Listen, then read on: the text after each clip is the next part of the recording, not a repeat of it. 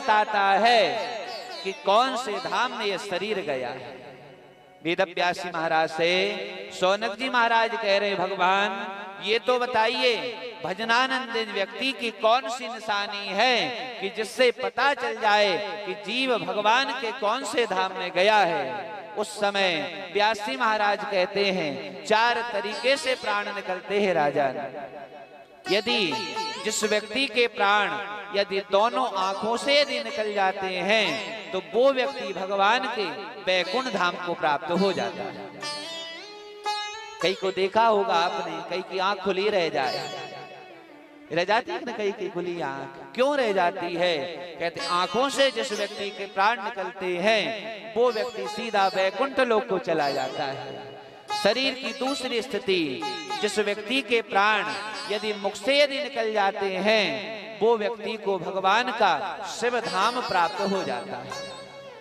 मुंह खुला रह जाए, कोई रह जाते हैं ना, कई बार गए होंगे देखा होगा, मुंह खुला रह जाए, शिव धाम में चला गया।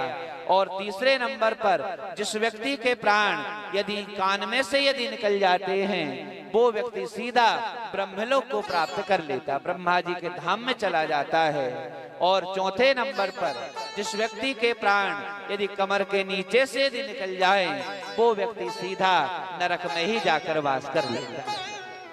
3 जगह से प्राण निकालने वाले व्यक्ति को जीवन में कभी पिंडदान की जरूरत नहीं पड़ती।